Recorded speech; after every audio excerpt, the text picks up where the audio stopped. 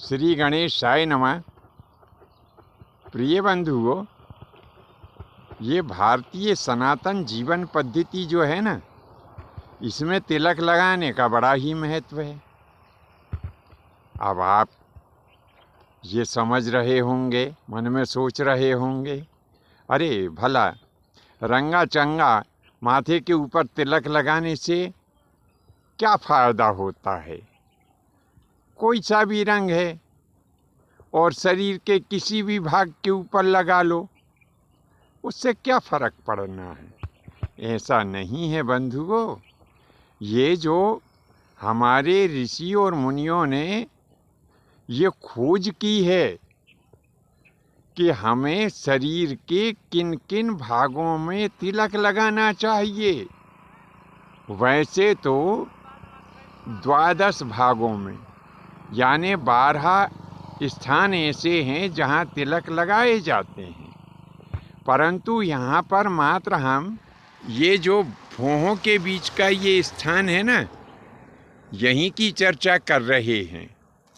क्योंकि जो 12 स्थान हैं तिलक लगाने के, वहाँ तो जो संत महात्मा लोग लगाते ही हैं, परंतु ये जो भौहों के बीच में जो स्थान है, ये बड़ा ही विशेष स्थान है और इस स्थान पर तिलक अवश्य ही हमें लगाना चाहिए।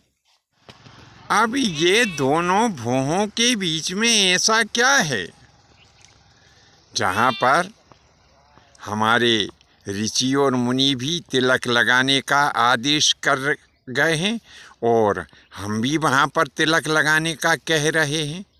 तो आखिर ये दोनों भौहों के बीच में ऐसा क्या है कि हमें यहाँ पर तिलक अवश्य ही लगाना चाहिए?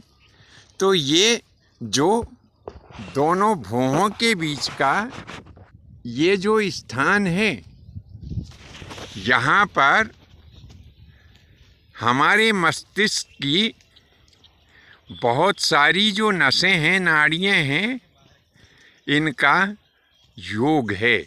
यानी यहाँ पर बहुत सारी नस और नाड़ियाँ जो है आपस में जुड़ी हुई हैं। तो इसीलिए इस स्थान को शीतलता चाहिए। अब हम जो तिलक लगाते हैं वे अधिकांशतः पदार्थ शीतलता लिए हुए ही होते हैं। अब जैसे चंदन है, वो भी शीतल होता है, कुमकुम, हल्दी, अष्टगंध और भी जो तिलक लगाने के विशेष पदार्थ हैं, वे सब शीतलता लिए होते हैं। तो जब हम यहाँ पर मस्तक पर तिलक लगाते हैं तो उन शीतल औषधि युक्त पदार्थों का जब इस जगह पे लेपन हो जाता है तो यह स्थान ठंडा बना रहता है। अब हम और भी फायदे आपको बता रहे हैं। यदि किसी को हमारी बात के ऊपर भरोसा हो जाए तो वो करके देखे। कई लोग तो ऐसा भी इस बात को सुन कर के कहेंगे कि अरे वो तो गुरु जी हैं, कुछ भी कहते ही रहते हैं। ऐसा नहीं है। जब हम अपने ये मस्तक के ऊपर तिलक लगाते हैं तो हमारा जो मस्तिष्क है वो ठंडा रहता है और तनाव से भी मुक्त हो जाता है। जो लोग नियमित प्रतिदिन किसी न किसी शीतल वस्तु का जो कि दिव्य औषधीय गुण लिए हुए होती है, जब उनका तिलक लगाते हैं तो ऐसे लोगों को सिर की पीड़ा भी बहुत कम होती है और वे तनाव मुक्त भी रहते हैं। अरे इतना ही नहीं, अलग अलग रंगों के तिलक के जो पदार्थ हैं, जैसे कोई तिलक पीली वस्तु का बनता है, कोई लाल का बनता है, कोई सफ़ेद का बनता है। तो अलग अलग रंग के जो तिलक हम लगाते हैं, इनके लगाने से अलग अलग जो देवी और देवता हैं उनकी प्रसन्नता हमें प्राप्त होती है।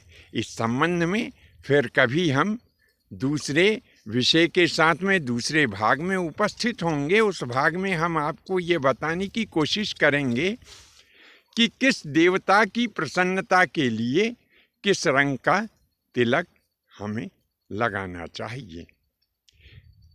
तिलक की महिमा तो ऐसी है कि जब हम मस्तक के ऊपर तिलक लगाते हैं तो हमारे घर में अभिचार जनित कोई क्रिया प्रवेश नहीं करती, कोई टोना टोटका प्रवेश नहीं करता है और ग्रह जनित पीड़ा भी शांत हो जाती है। अरे इतना ही नहीं, जो लोग बाग कहते हैं ना कि भूत और प्रेत भी होते हैं, तो जो व्यक्ति तिलक लगाता है उसके दर्शन मात्र से भूत और प्रेत बहुत दूर भाग जाते हैं। जहाँ तिलक लगाए हुए व्यक्ति निवास करता है वहाँ पर भूत और प्रेत निवास नहीं करते।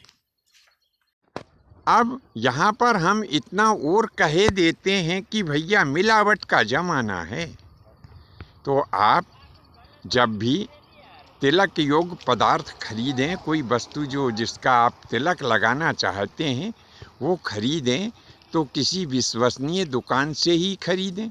और ख़रीदते समय थोड़ा सा दुकानदार से भी निवेदन कर लें कि भैया ऐसा है कि असली और अच्छा सामान ही देना।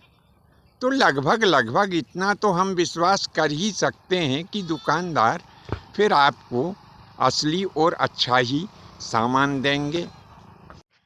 अब कई बंधु तो ऐसा भी सोच रहे होंगे, अरे भैया ये तिलक लगाना तो पंडे और पुजारियों का काम है, वे ही लोग लगाया करें।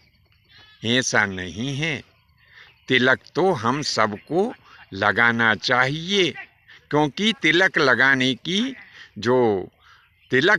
का नेम है वह सनातन जीवन पद्धति में हमारे ऋषि और मुनियों के द्वारा निश्चित किया है। और तिलक लगाने से हमारी सभी आदि और व्याधि शांत हो जाती है। बंधुओं, विषय वस्तु यदि आपको अच्छी लगी हो तो अपने 1-2 इष्ट मित्रों को भी प्रेषित करें। आज्ञा दें। धन्यवाद। जय माता की, जय परशुराम जी की।